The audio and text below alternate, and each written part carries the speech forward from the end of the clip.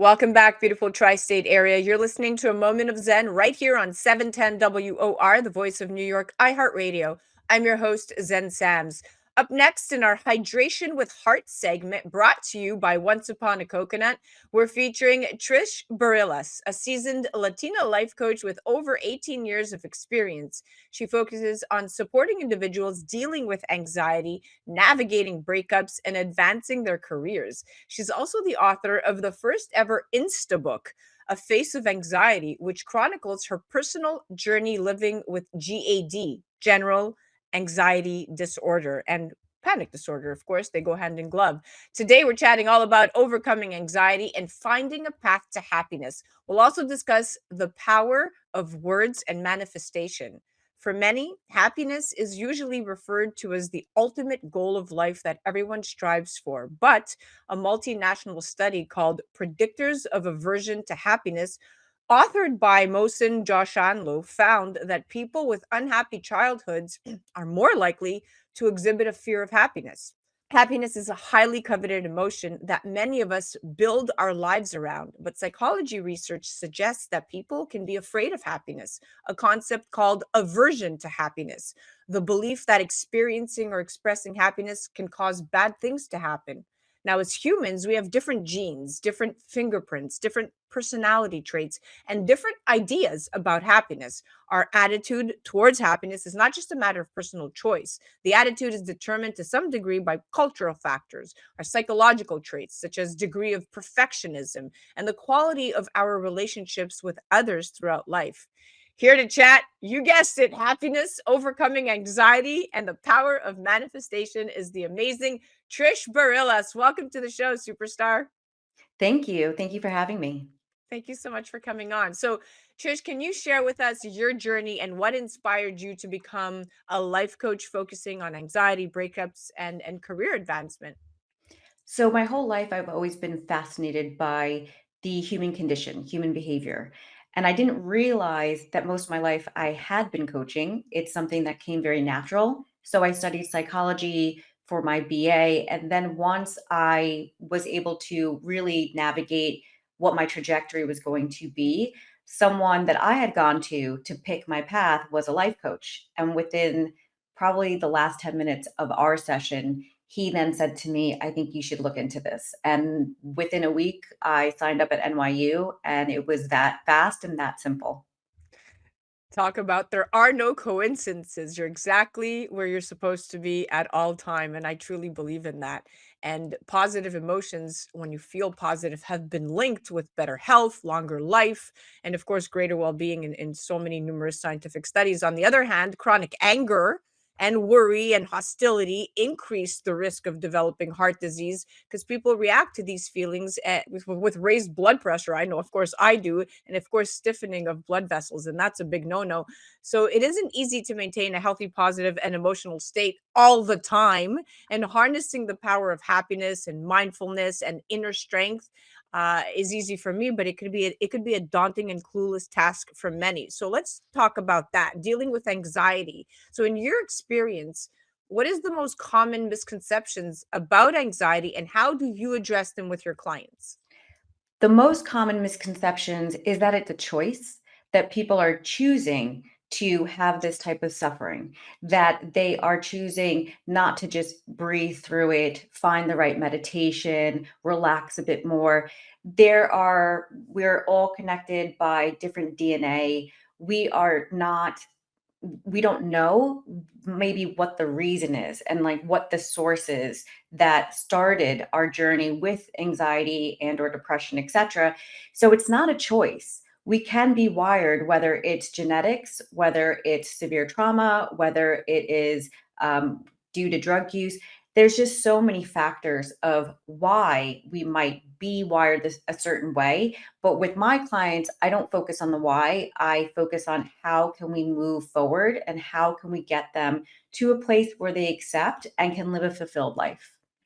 I couldn't agree more. I mean, anxiety is not always harmful, right? It's a motivator if you actually look at the glass half full versus half empty. Now, your Insta book, A Face of Anxiety, is a very powerful narrative of your personal battle. with anxiety disorder and panic disorder. What motivated you to share your story so openly? I had left a job, a very cushy corporate office, expenses plus plus, and I wasn't happy, which is why I love that we're doing this surrounding happiness.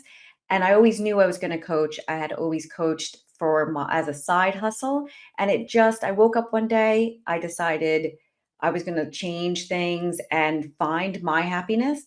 And whilst I was in Hawaii on a trip with a group of friends, somebody mentioned that they had an idea of writing a book on Instagram, and but they couldn't figure out anything to write about. So they said I should do it and that I should do it about anxiety, which I was very shameful about my experience. I didn't want people in my corporate world to realize the struggle. But finally, after some convincing and after some, earthing in Hawaii, I just said, sure, let's do it. And I didn't think it was going to stick. I just started writing kind of a Cliff Note version of my life. And then it kind of took off. And then I realized people needed to hear a story. And it just happened to be mine at the time. It's a beautiful one. And now, overcoming anxiety. So, what are some effective strategies that you recommend for individuals struggling with anxiety to find their path to happiness? My favorite strategy is really about the what is versus the what if. So we're always in the what if thinking. Anxiety lives in the past and the future. It doesn't reside in the present.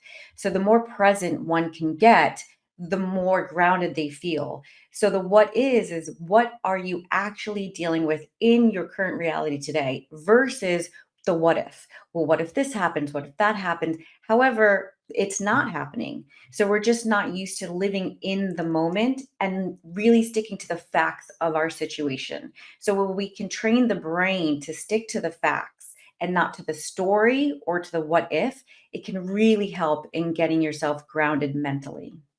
I love that you just said that. Be in the moment. That's what everybody is missing.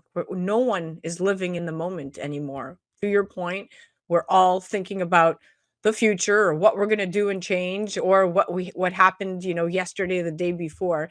And I always say mindfulness practices, cognitive restructuring, and self compassion. You have to be hard on your on. You can't be that hard on yourself all the time. Are key strategies, at least for me. Now, the power of words and manifestation, let's chat that. So, can you elaborate on how the power of words can influence our mindset and help us in manifesting our goals? Most of anxiety, well, underneath anxiety is fear. So, what do we fear? And anxiety is going to generally go to what you hold the most weight on, whether it's your mental stability, your family, your children, your job, and your power of thought. Thoughts have so much weight, and we don't realize what we say to ourselves. And generally, given a 50-50 scenario, if you don't know the actual outcome of any one thing, people will go to the negative. It's more comfortable there.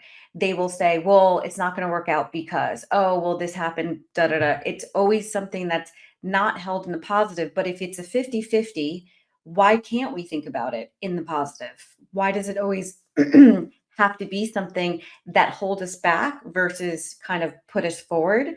And when it comes to your thoughts and the power of words, you're either moving towards your mental and physical health or you're moving away from it, but there's a choice. And I think that's what we forget is that we have a choice to advocate for ourselves, and we don't do that enough.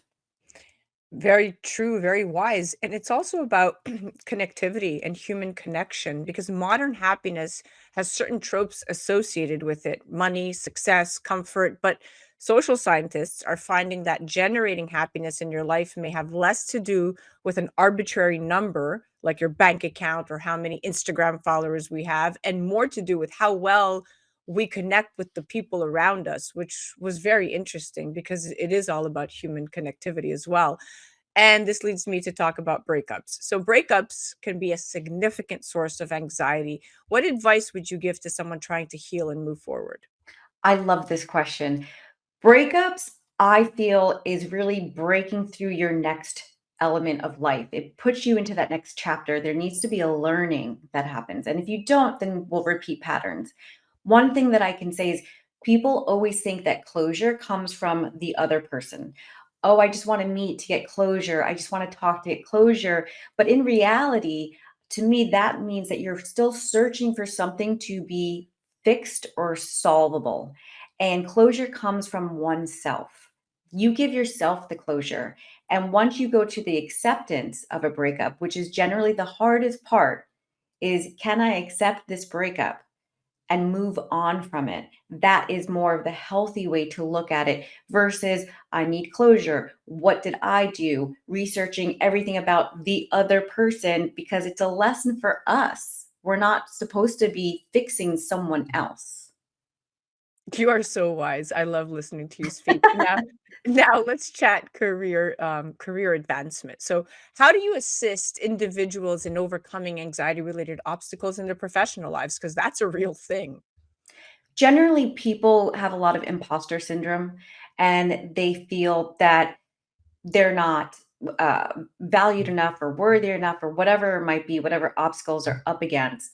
However, I really feel that there's a lot of old stories in there and they will pop up.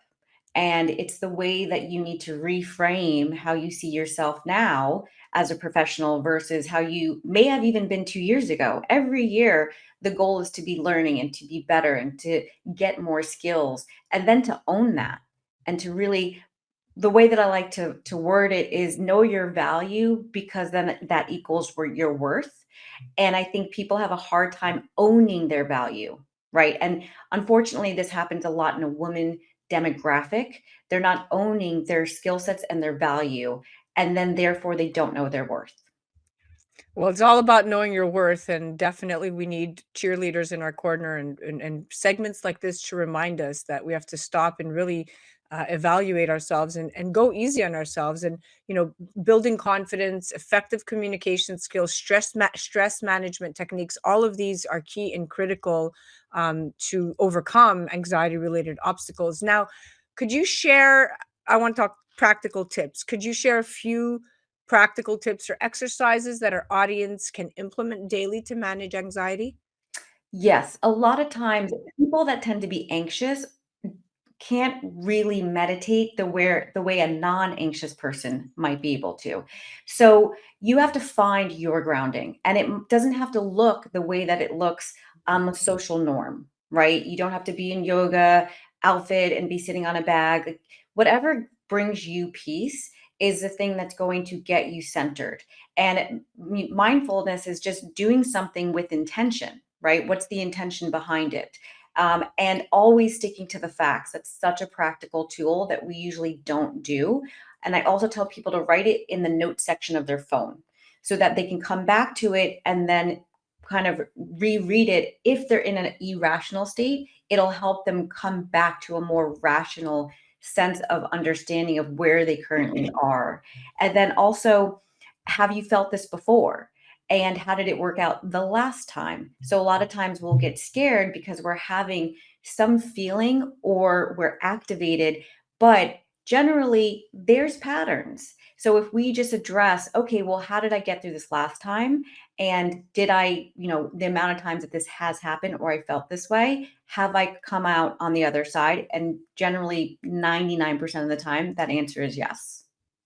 Interesting, because when you put it like that, and you kind of give us that flip side of it, our thoughts are also impact. Our thoughts also impact, of course, what we manifest in our lives, because it starts up here. But it can be argued that the real power lies in our words, right? It's our words that provide a bold affirmation of our innermost thoughts, and they are confirmation to the world of how we see ourselves, our lives, and others. And it is this powerful affirmation that I always say to my 8-year-old daughter, that our words provide, which enables our thoughts to manifest into a reality. And that's when we talk about the power of manifestation. Now, I'm going to segue a little bit because we're almost out of time, and I love where this conversation is going. In fact, I could talk to you for another 30 minutes. But I do want to talk about Once Upon a Coconut, because this segment is brought to you by Once Upon a Coconut, the Hydration with Heart segment. Now, Once Upon a Coconut brand has taken off very quickly and successfully. And there's a ton of VIPs, celebrities, majors like yourself endorsing it. Why do you think they are so successful? Well, I think that's an easy question. It's because it tastes just like taking a straw and sticking it into an actual coconut. My father has a farm in Guatemala. We cut them down with machetes. So something that is so simple, and that can taste just like the real thing. How could it not do well, I right? agree. Yeah, I agree. And I love coconut water because of its truly proprietary health benefits. You know, you have potassium and calcium and magnesium. Those are all electrolytes. They play such an important role in helping maintain your heart health and your liver and your kidney functions, your digestive functions. So I always give it to my daughter. The chocolate flavor tastes exactly like Yoo-hoo, but it's no added You. it tastes like a Yoo-hoo, and she thinks that she's drinking something very naughty. But I love hydrating, and it's really, really beneficial for my skin. And the taste, you're right, the taste is absolutely incredible. As an anxious, hydration is key. I've always been told that I'm not hydrated enough. So for me to always have it on hand, and my husband and I have to fight over who usually gets the last one, but I find that I can get so much more out of it if I have a can versus drinking, 4 more glasses of water, which doesn't feel good to me in the moment to drink that much liquid. So the Once Upon a Coconut just hits it right, nail on the head when it comes to how I need to hydrate better. That's exactly what it's for. The amount of potassium in 1 can, you couldn't even get in 3 bananas, and you would have to intake so much more calories and sugar. So it's a great replacement. Well, we are officially out of time, my dear. Thank you so much for coming on. Thank you so much for having me. It was a pleasure chatting with you. Guys, it's one thing to introduce a premium coconut water that tastes better than anything you've ever tried before, but it's truly something else to give back to the communities and people that truly need it. And that's why for every case of Once Upon a Coconut, they donate 10% to a charity each month. You can also head to one of the preferred charities, Down Syndrome Foundation of Florida, dsfflorida.org. That was our Hydration with Heart segment brought to you by Once Upon a Coconut. That was the incredible Trish Barillas, a firecracker Latina life coach, helping you pave the way to happiness and overcome anxieties and, of course, discover the best version of yourself. Head directly to her website at trishbarillas.com or check her out on the gram at tbarillas or at Face of Anxiety. You're listening to a moment of Zen right here on 710 WOR, the voice of New York, iHeartRadio. We'll be right back after this. A Moment of Zen is brought to you by Once Upon a Coconut, 100% pure coconut water. Imagine a drink that's nutrient rich, powerfully refreshing, naturally sweet with no added sugars, not from concentrate, zero additives, low in calories, absolutely no artificial flavors, and is so tasty that it will become your new favorite beverage. Enter Once Upon a Coconut, the absolute best tasting coconut water you will ever try. Available in 4 refreshing flavors: pure, chocolate, pineapple, and sparkling with energy. Do your taste buds a favor and pick up some today at onceuponacoconut.com.